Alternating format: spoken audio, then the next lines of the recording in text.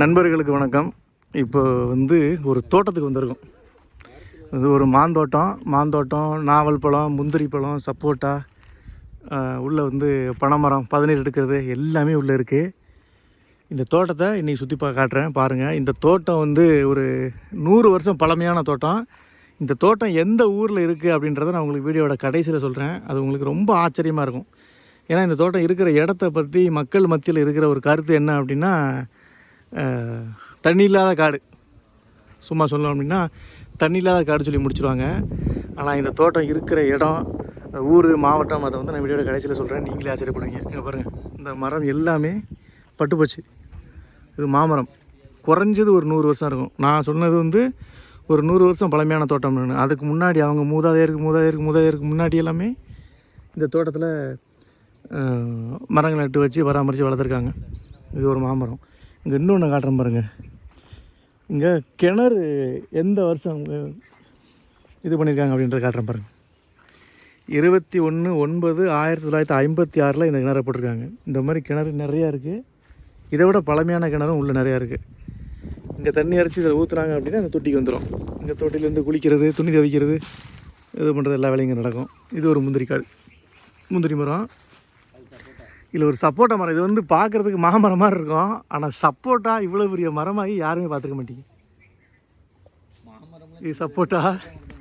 ஆமாம், சப்போட்டா மரத்தை விட பெரிய மரமாக இருக்குது. மாமரத்தை விட பெரிய மரமாக இருக்குது சப்போட்டா மரம்.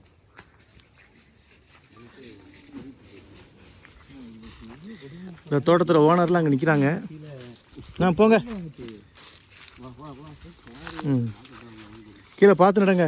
இந்த வருங்க, கிளி, மயில், முயல் எல்லாம் சாப்பிட்டது போக மிச்சம். கிளி, மயில், முயல் எல்லாம் சாப்பிட்டது போக மிச்சம்.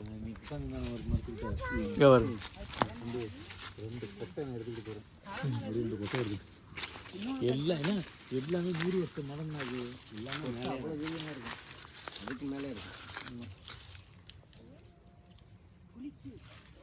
இது நான் தான் சொன்னேன். இது மாங்காய் இல்லாமல் இது புளிக்கும். இது ஒரு கொய்யா மரம்.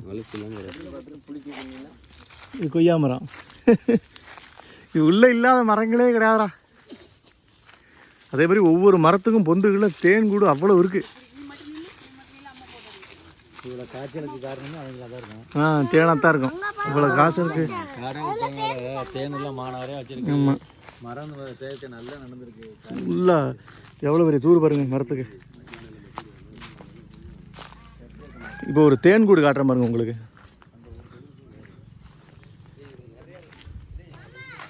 அந்த வரமா மயில் சவுண்ட். தோட்டத்தில் முழுக்க மயில் தாங்க ஆட்சி பண்ணிக்கிட்டு இருக்கு.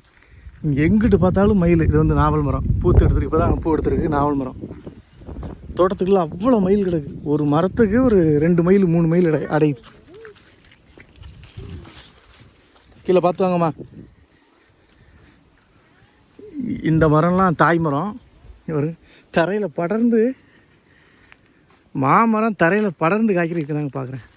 இந்த மரத்தை தேன் இருக்குது.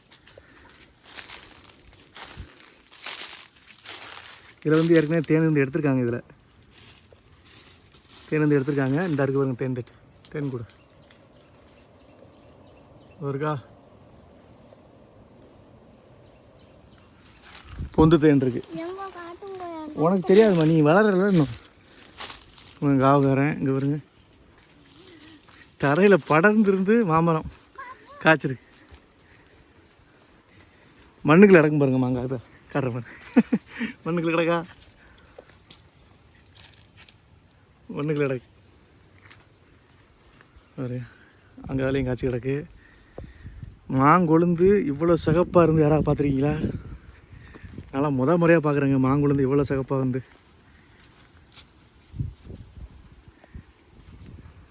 வாங்கம்மா, வாங்க அப்படியே தோட்டத்தை சுற்றி பார்த்துட்டு வரும். நன்னாரி வேறு வச்சுக்கோங்க. டேய், ஆட்களோட போகாமல் இஷ்டத்துக்கு ஓடுறான் அவன். இந்த அவன் தான் போகிறான் பாருங்க. அவன் தான்.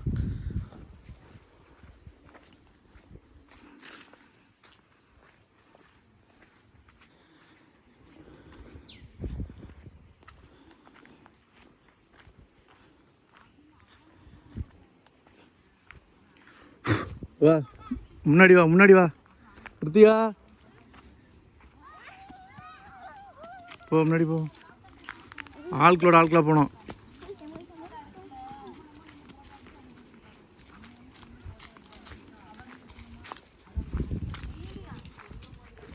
பாருங்க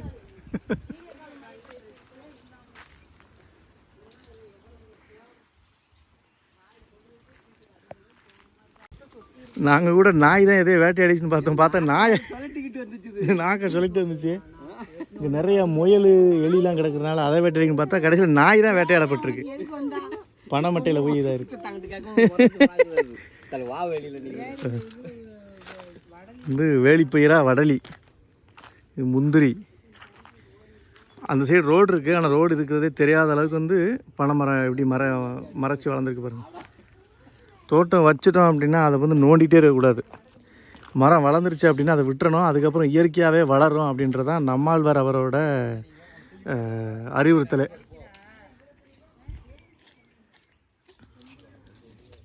என்னதுமா இது? ஆ சரிம்மா. எதில் எழுது? ஆ சரி, அது ஏதோ பாசிமா போட்டு. இதுதான் இயற்கை விவசாயம். முழுக்க இங்கே பாருங்கள், எதையுமே சுத்தம் பண்ணல. குப்பை கிடக்கு, கூளம் கிடக்கு, அது சுத்தம், இதை பண்ணணும் அதை பண்ணணும், வேலைக்கு ஆள் விடணும், எல்லாமே அப்படியே போட்டிருக்காங்க. இந்த காடுகள் நம்பி பாம்பு இருக்குது, பாம்பை நம்பி இந்த காடுகளில் பாம்பு, முயல், அணில், எலி, மயில், பாம்பு, விஷ சந்துகள் எல்லாமே கிடக்கு. அது வாழ்க்கையை பார்த்துக்குது. அது ஓடி போய் எங்கேயா விழுந்து காலாடி விட்டு அதை எப்படி தூக்கி தெரிய முடியும்? வேணா தூக்குனாயே.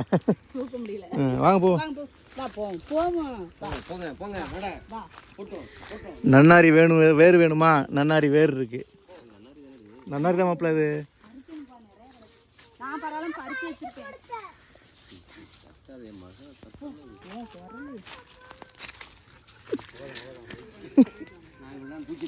வாங்க வாங்க, குனிஞ்சு வா.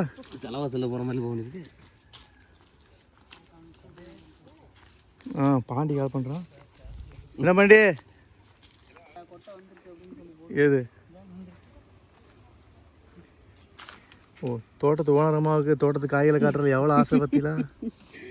முந்திரி பழம் காய் இப்போதான் காய்க்க ஆரம்பிக்குது.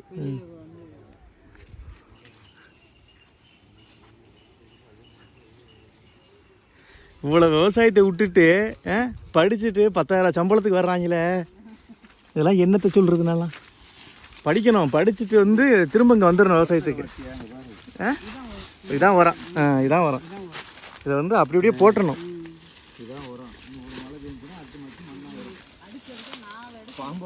பாம்பு வராது. இதுதாங்க இயற்கை வரும். மழை பெஞ்சு அப்படின்னா ஈரப்போதான் தரையில் இருக்குன்னு சொல்லி நம்மாழ்வார் சொல்லுவார் இல்லையா?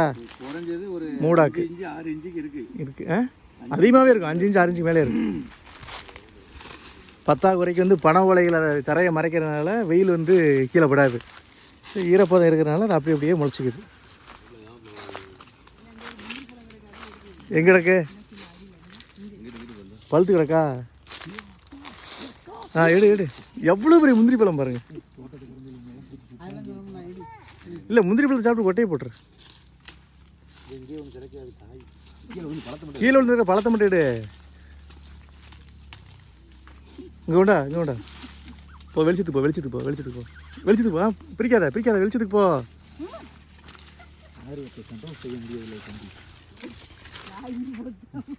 அதாவது எவ்வளோதான் வெளியே காசு கொடுத்து பழம் வாங்குற அளவுக்கு நீ வசதி இருந்தாலும் ஒரு மரத்தில் வந்து ஒரு பழம் எடுத்து சாப்பிட்றதுக்கு அடுத்த வீட்டு மரமாக இருந்தாலும் சரி, தான் வீட்டு மரமாக இருந்தாலும் சரி, இது திருட்டு மரம். செய்யிலே போட்டாலும் பரவாயில்ல, ஒரு பழம் சாப்பிட்ரும்டான்னு ஒரு எண்ணம் வரும்பாரு. கொட்டை தோட்டத்துக்காரருக்கு கொட்டாச்சு பழம் சேகருக்கு எப்படி இருக்கு? ஐயோ திங்கானே என்ன வைக்காதீங்களா? எப்படி இருக்கு? டேஸ்ட்.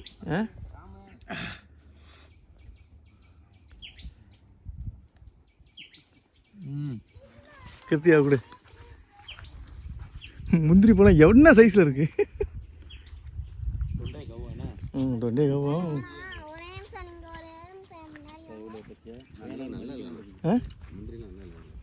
சீசன் முடிஞ்சில்ல, ஒரு மாதிரி இந்த மண்ணுக்கு அப்படி தான் இருக்கும்.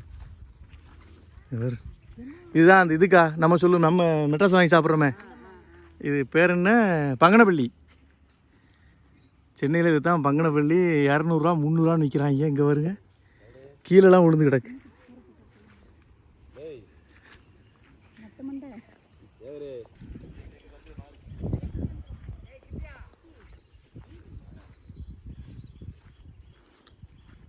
ஒரு மரம் முழுக்க காய்ங்க, இலைகளே தெரியாத அளவுக்கு ஒரு மரம் முழுக்க காய்கள். இதில் முந்திரி மரமும் கொய்யா மரமும் சேர்ந்து நிற்கிது. அதில் மாமரம் நிற்கிது, அது கீழே முந்திரி மரம். உள்ளே வந்து மயில்கள் நிறையா நிற்கிது, அதனால் நம்ம உள்ளே போய் தொல்லை பண்ணக்கூடாது. இங்கே பாருங்கள், இத்தினூண்டு மரம் தான் காய்ச்சிருச்சு பாருங்கள்.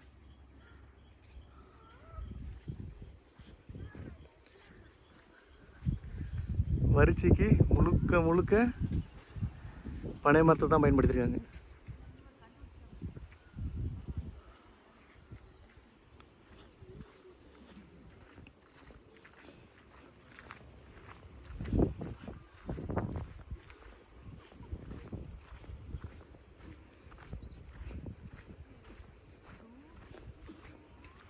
அறுவடை டைமில் மட்டும்தான் உள்ளே வர்றது, மற்ற டைமில் யாருமே உள்ளே வர்றது கிடையாது. வந்து காய்ச்சி கிடக்கிறத பறிச்சுக்கிட்டு அப்படியே போயிடுறது, அவ்வளோதான். முந்திரி பழம் என்ன சைஸில் கிடக்கு, என்ன சைஸில் கிடக்கு பாருங்க முந்திரி பழங்க. இது என்னமோ அமேசான் ஃபாரஸ்ட்டுக்குள்ள போய் அனிமல்ஸை பார்க்குற மாதிரி பார்த்துக்கிருக்கோம் நாங்கள். இப்போ சுற்றி பார்க்குறோம். எல்லாம் வெம்பி போய் சீசன் முடிஞ்சிச்சு போல, வெம்பி போய் கீழே கிடக்கு எல்லாம்.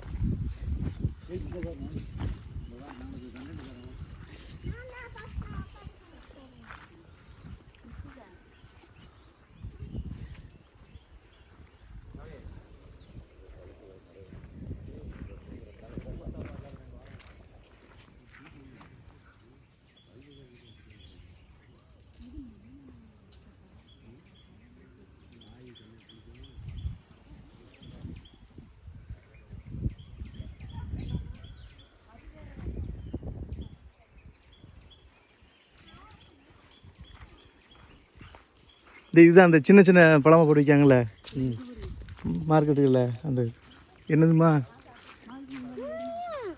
கொழுந்து எப்படி இருக்கு பாருமா.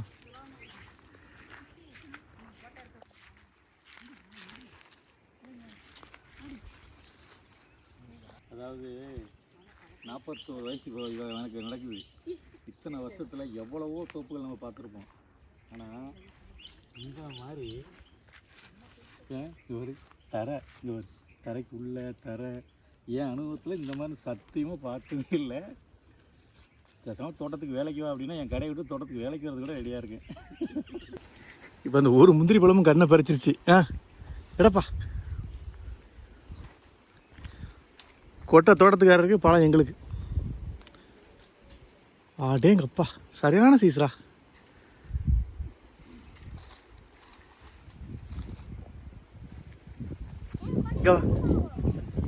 இது தோட்டத்துக்காருக்கு இது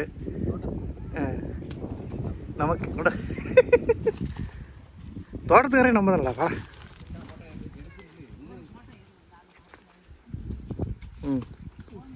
இந்த வருஷத்தில் ஹாப்பியான மூமெண்ட் இதுதான்ப்பா. அது வேஸ்ட்டு.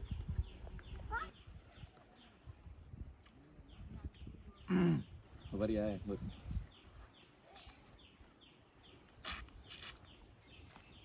தண்ணி ஊற்றுதா? வாங்க அடுத்த பாட்டுக்கு போவோம். எத்தனை தடவை இந்த தோட்டத்தில் வந்தாலும் எங்கள் ஃபேமிலி மட்டும் இந்த ஃபோட்டோ ஷூட்டை விட மாட்டேங்கிறாங்க. எல்லாம் விஜய் கட்சியை சேர்ந்தவங்களாக இருக்கிறாங்கலாம், ஃபோட்டோவாக எடுத்து தள்ளுதலும் தள்ளுறாங்க. ஒன்று ரீல்ஸாக போடுறாங்க, இல்லை ஃபோட்டோவாக எடுக்கிறாங்க. இப்போ ஒத்துக்கிறேங்க, நீ விஜய் கட்சி தானே. மரத்துக்கு ஒரு ஃபோட்டோ 350 ஃபோட்டோ எடுத்துருக்கிறது வரைக்கும். இங்கே பாருங்க, அணில் எலி சாப்பிட்டதோட மிச்சம் எங்கே இருக்குது பாருங்கள் மரத்தில். அங்கே இருக்கு பாருங்க ஒரு பழம். அணில் எலி குருவிகள் சாப்பிட்டது போக மிச்சம். அணில் எலி கிளி.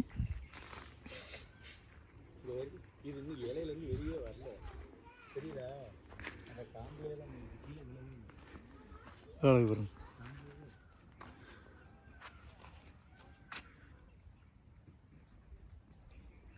உள்ள நிறைய இடங்கள்ல மயில் வந்து முட்டை வச்சு அடகாத்துக்கிட்டு இருக்கு.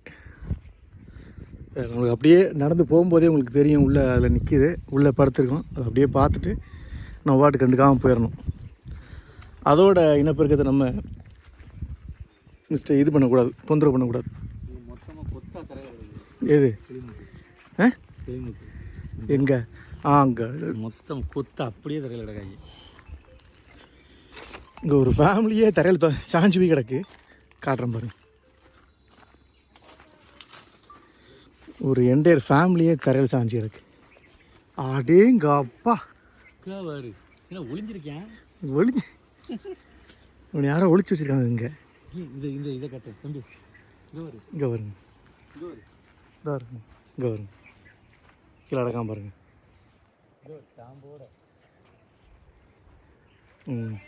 இயற்கையாக பழுத்தது. டைமிங் பார்த்தா தம்பி மாமா சொர்க்கமே என்றாலும்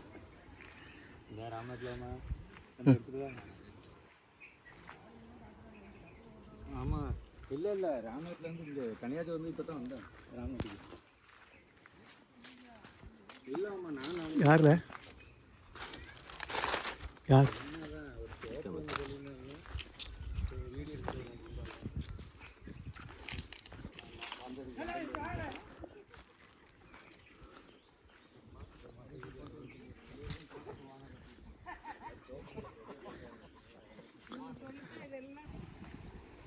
குறைஞ்சது ஒரு 100 காய் தரையில் கிடக்கு.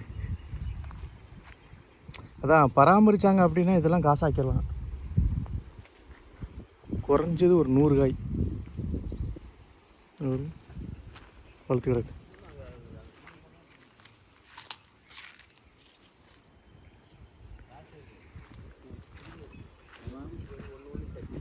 என்ன அது கிளிமு கிடையாதுண்ணா, அது கிளிமு கிடையாது. என்ன சைஸ் இல்லை இருக்கு ஒன்று ஒன்று யாருக்கு டிசைன் இல்லையா? அது ஒரு மாதிரி டிசைனாக இருக்குது. வித்தியாசம் என்ன, பப்பாளி காய் மாதிரி இருக்கு. எல்லாமே ஒன்று ஒன்று ஒவ்வொரு மாதிரி இருக்கு. இந்த மாமரத்தில் பப்பாளி ஒட்டு வச்சுருப்பாங்க. அப்படி தான் இருக்குமோ, மாமரத்துக்கும் பப்பாளிக்கும் இதாக இருக்குமோ. ஆ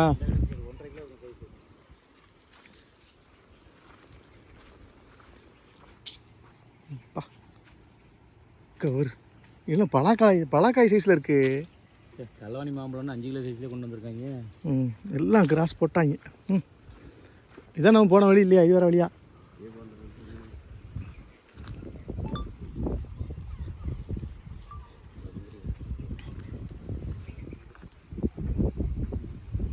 இந்த காயா கிடக்கு, பழம் ஒன்று கிடக்கு, சக்கச்சி வேறுங்க.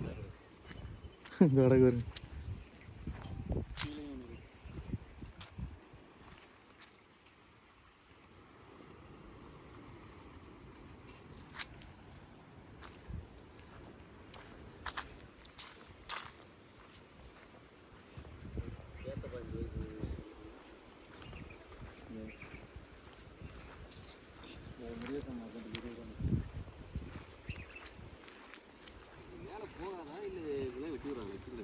இல்லை அவ்வளோ, மரம் முறிஞ்சிருச்சு, மரம் வயசு முடிஞ்சிச்சு, அவ்வளோதான். மரம் வெட்டிட்டா முட்டானுங்க. லாஸ்ட்ல ஒரு சின்ன கிளை இல்லை வயசு முடிஞ்ச மரத்துலையுமே உங்களுக்கு தழுத்து வருது பாருங்க, தழுத்து வந்து காய்ச்சிருக்கு பாருங்க. அதான் மழை விழுந்த உடனே சரசரன்னு காய்க்குது.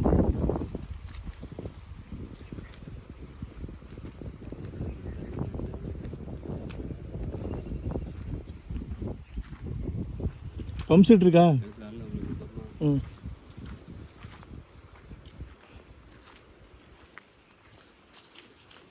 பாரு.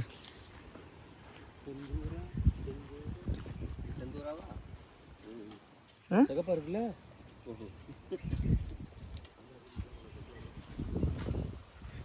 பழமே முழுக்க முழுக்க சிகப்பாக தான்டா இருக்கு.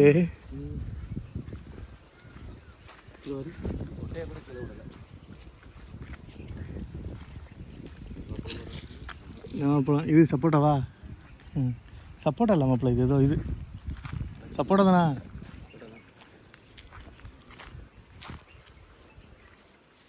பம்ப் செட்டு கடைசியாக இங்கே ஒரு கொட்டைக்குழி போட்டிருக்காங்க பாருங்கள். கொட்டைக்குழின்னா கிழங்கு. இது இந்த மேடு வந்து கிழங்கு. இது பம்ப் செட்டு, குளிக்கிறதுக்கு பம்ப் செட். அடுத்து என்ன பண்ண போகிறோம்? குளிக்க போகிறோம். மாப்பிள்ள ஒரு குழியில் போட்டுருமா? குளிக்கிற இடத்துலையே மாந்தோட்டத்து மாமரத்தை பாரு. தொட்டத்துக்கு படுத்துக்கிட்டே சாப்பிடலாம். இது ஃபுல்லாக கொய்யாக்காய். எல்லாமே தரையோட தரை தான். தோட்டத்தில் கால்வாசியாக சுற்றி பார்த்துருக்கு. அதுக்குள்ளேயே கால் வலிக்கணும் உட்காந்தாச்சு. இன்னும் மீதியை வந்து அடுத்த 3 பார்ட்டாக சுற்றி பார்க்கலாம். இந்த பார்ட்டை இதோட முடிச்சுட்டு ஒரு குடியில் போட்டுட்டு இன்னும்ல டயர்டாகி போச்சு. ஆமாம், எல்லாம் டயர்டாகி போச்சு. நல்லா காற்று. சிவப்பு இரும்பு, பலா இரும்பு. ஆனால் பலாமரம் மட்டும் இந்த தோட்டத்தில் இன்னும் வைக்க முடியல. ஏன்னு தெரியல, பார்ப்போம்.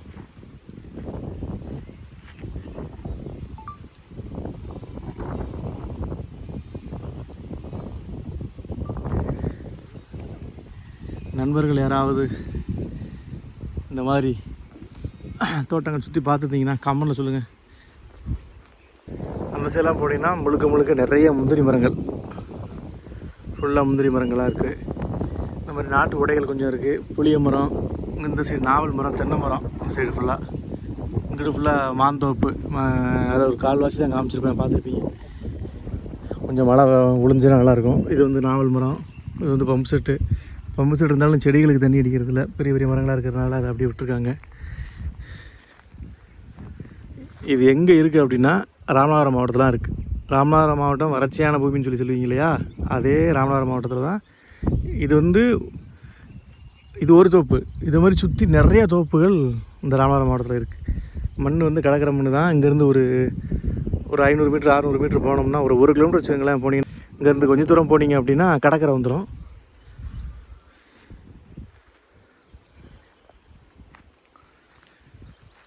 ரொம்ப டயர்டாயிடுச்சு. இந்த விலாகை இதோட முடிச்சிடறேன்.